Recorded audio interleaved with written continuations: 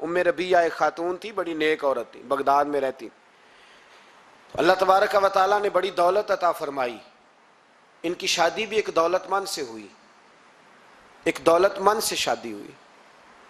فرماتی ہیں کہ میں چھت پہ بیٹھی تھی اپنے شوہر کے ساتھ، وہ دولت مند تو بڑا تھا پر متکبر بھی بڑا تھا. دروازے پہ فقیر مانگنے آیا تو میرا خاوند بالکنی سے جھانک کے کہنے لگا اسے کچھ نہ دینا، اس دکاندار ہے، یہ دنیا دار بنے ہوئے ہیں، جان بوجھ کے مانگتے ہیں. تو میں نے کہا میں تیری دولت سے نہیں دوں گی، میرے میکے سے جو کچھ آیا اس میں سے دینے کی اجازت دینا.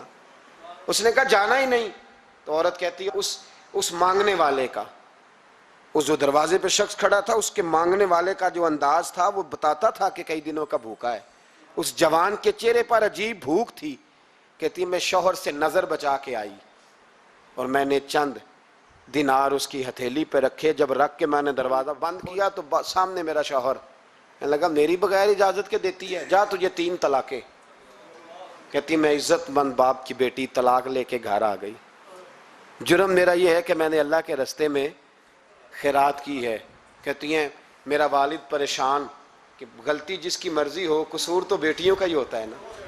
لڑکے پاک کے پاک رہ جاتے ہیں، منگنی بھی ٹوٹ جائے تو بچی کی جو حالت ہوتی ہے وہ کوئی بتا سکتا ہے؟ تو کہتی ہے میں شدید پریشان، میرے والد اور والدہ بھی پریشان، رشتہ کہاں سے آئے گا؟ 1-2 سال ہم شدید کرب میں رہے، رشتہ آیا تو بڑے امیر آدمی کا. میں طلاق یافتہ تھی پر بندے کوارے کا رشتہ آیا.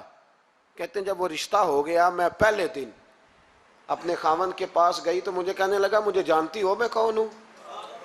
میں نے کہا نہیں. کہنے لگا میں وہی ہوں جو تیرے دروازے پہ خیرات لینے آیا تھا. تجھے میری وجہ سے طلاق ہوئی تو میں اسی رات جا کے مصلے پہ رویا کہ مولا میری وجہ سے بیچاری کا گھر اجڑ گیا. پھر میں نے 18 گھنٹے محنت کی تو میں نے تجھے عزت دینے کے لیے. کہنے لگا اب تجھے بیوی بنا کے نہیں مہرانی بنا کے رکھوں گا، میں تیری نوکری کروں گا، تو میری محسنہ ہے. کہتی ہیں 1 سال گزرا، مجھے اللہ نے بیٹا بھی دیا. میں چھت پہ اپنے شوہر کے ساتھ بیٹھی تھی، دروازے پہ مانگنے والا آیا تو میرا شوہر سارے کام خود کرتا تھا. آج جب مانگنے والا آیا تو کہنے لگا جب کوئی مانگنے آئے تو نے دینے جانا ہے. کہتی ہے میں دروازے پہ مانگنے والے کو دینے گئی تو میری چیخ نکل گئی، میں دھڑام سے گری. میرا شوہر دوڑا آیا، کیا ہوا؟ کہنے لگی پتہ ہے مانگنے کون آیا؟ یہ وہی ہے جو میرا پرانا شوہر تھا. بے پرواہی ویک سجن دی جتھے کسے دی پیش نہ جاوے، انہیں تاجاں والے در در رولے. تاجاں والے تخت و تاج والے، تاجاں والے در در رولے تے منگتے ہیں تخت بٹھاوے. اوے سجنا کسے نو کارا مل دائی، کوئی کعبےوں خالی آوے. کہتی ہیں ام ربیہ کہ وہ شخص میرے دروازے پہ، میں رونے لگی. دولت کا تکبر کرتے ہیں لوگ. غریب دروازے پہ کھڑا ہے تو کہتے ہیں تم کماتے نہیں، مجھ سے بھیک مانگنے آ جاتے ہو. دولت کا تکبر، خبردار اس تکبر میں مبتلا نہ ہونا.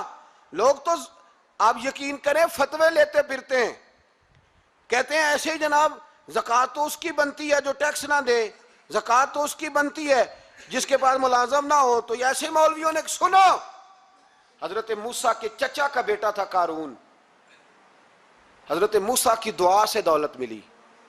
اتنا دولت مند ہو گیا کہ خزانوں کی چابیاں 4 اونٹ اٹھایا کرتے. حضرت موسیٰ نے کہا کہ 1000واں حصہ زکوٰۃ فرض ہوئی ہے. کتنا حصہ؟ 40واں نہیں، 1000واں حصہ. تو زکوٰۃ دے. کہنے لگا دیتا ہوں. گھر جا کے حساب کیا تو پریشان ہو گئے، اتنے پیسے دینے پڑیں گے. پریشان جب آتے ہیں تب نہیں پریشان ہوتے، اتنے آ گئے میرے پاس، دینے پڑے تو کہنے لگا ہو اتنے پیسے. حضرت موسیٰ نے کہا دے. تو کہنے لگا جناب موسیٰ ویسے مہنگا نہیں بڑا آپ نے رکھا خرچہ.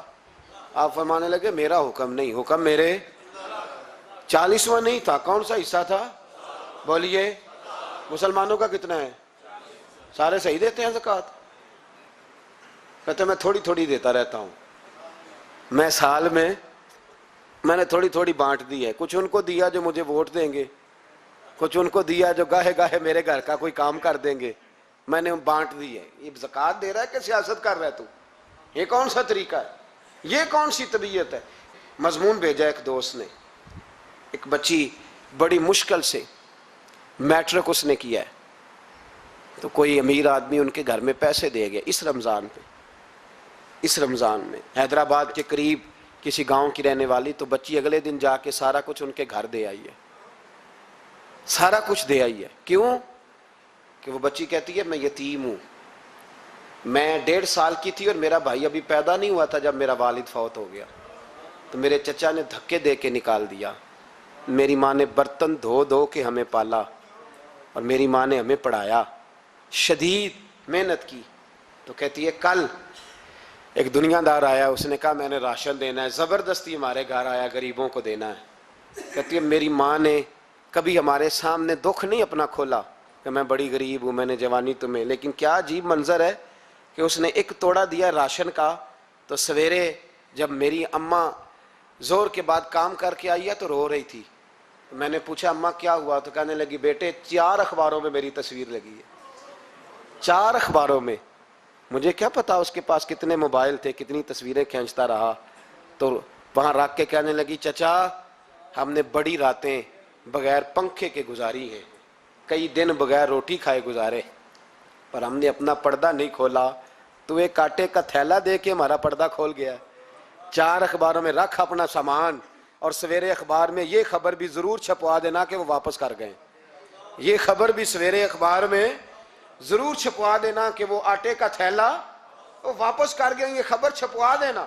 پھر وہ بچی اپنی ماں کی عزت کے لیے گئی اور جا کے پریس کلب میں اس نے 4 اخباروں کو کہا کہ میں آٹا واپس کر رہی ہوں، اب تمہاری ذمہ داری ہے کہ تم لوگوں کو بتاؤ کہ وہ تھیلا آٹے کا۔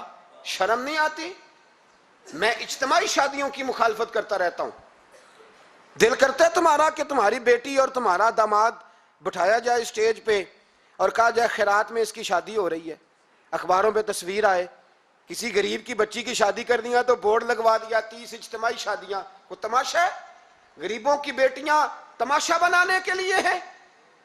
اگر کسی غریب کی بچی کی خدمت کر دیا تو اس طرح کر جس طرح حسین کے بیٹے امام زین العابدین کیا کرتے۔ امام زین العابدین، امام حسین کے بیٹے، جب دنیا سو جاتی تو سیدہ کا پوتا اپنے کندھے پر اناج کی تھیلی رکھ کے غریبوں کے دروازوں پہ دستک دینے پہنچ جاتا۔ غریب باہر نکل کے پوچھتے نام کیا ہے؟ کہنے لگے میرا نام نہ پوچھو، میری تو میرا دادا ڈیوٹی لگا گیا، میری تو میرا ابا ڈیوٹی لگا گیا، یہ تمہیں تمہارے حصے کا راشن ہے، اسے قبول کر لو۔ یہ ان لوگوں کا طریقہ تھا۔ یہ کیا انداز ہوا کہ 4 اخباروں میں خبر، عزتیں لوگ اچھالتے پھر۔ اس کو کہا قارون کو زکوٰۃ دے، کہنے لگا کوئی نہیں، بلکہ اس نے الزام لگایا۔ حضرت موسیٰ تقریر کر رہے تھے تو ایک بندہ لے کے آ گیا، اس کے پیچھے ایک عورت ہے، کہنے لگا موسیٰ خطبے بڑے دیتے ہو، پر ایک بی بی کہتی ہے کہ حضرت موسیٰ نے تو میرے ساتھ معاذ اللہ ثم معاذ اللہ، نقل کفر نباشد، موسیٰ نے تو میرے ساتھ زیادتی کی ہے۔ حضرت موسیٰ اللہ کے نبی جب عزت دار آدمی سے آ کے سوال پوچھتے ہو تو بیچارہ ٹوٹ جاتا ہے، وہ بیچارہ ٹوٹ جاتا ہے۔ جب لوگ پوچھتے ہیں نا یہ تو کھا گیا فلانی شے، عزت دار جس نے اپنی زندگی بڑی مشکل سے کاٹی ہو پر وقار سے کاٹی ہو، وہ تڑپ اٹھتا ہے۔ حضرت موسیٰ بڑے جلالی تھے، پر جب قارون نے عورت کا الزام لگایا تو رو پڑے، سجدے میں سر رکھ کے کہنے لگے مولا مجھ سے اتنا سخت امتحان نہ لے، میں نے تو سارا کچھ تیرے نام کیا ہوا ہے۔ پھر ممبر پہ بیٹھے، بی بی سے کہنے لگے سچ بتا ماجرا کیا ہے۔ جب جلال سے پوچھا تو عورت تڑپ اٹھی، کہنے لگی اس نے پیسے دیے تھے آپ پہ الزام لگانے۔ حضرت موسیٰ نے دعا کی، کہا یا اللہ تو دیکھ رہا ہے اس نے تیرے نبی کے ساتھ کیا کیا ہے۔ جب وہ غرق ہونے لگا نا زمین میں، زمین پھٹی اندر جانے لگا تو کہنے لگا لگتا ہے میری دولت تم سنبھالو گے۔ تو حضرت موسیٰ نے کہا اس کے خزانے بھی ساتھ ہی رکھو، سارے خزانے سر پہ رکھے اور خزانوں سمیت زمین میں غرق ہو گیا۔ علم پڑے دا مان نہ کریے مت آکھی میں پڑھیا، او جبار کا حال کہاوے متے روڑ دیوی دودھ کڑ۔ تو دولتوں سمیت لوگ غرق ہو گئے۔ کدھر گیا ان کا مال، کدھر گیا؟ اورنگزیب عالمگیر جانے لگے تو بیٹے سے کہنے لگے میرے ہاتھ نہ کفن سے باہر نکالنا، جنازہ اٹھے تو میرے ہاتھ لٹکنے چاہیے۔ لوگوں نے کہا کیوں؟ کہنے لگے میں لوگوں کو بتانا چاہتا ہوں تھا میں بادشاہ پر خالی ہاتھ جا رہا ہوں۔ کفن کو جیب ہوتی ہے تو کس کے لیے پیسے جمع کر رہے ہو؟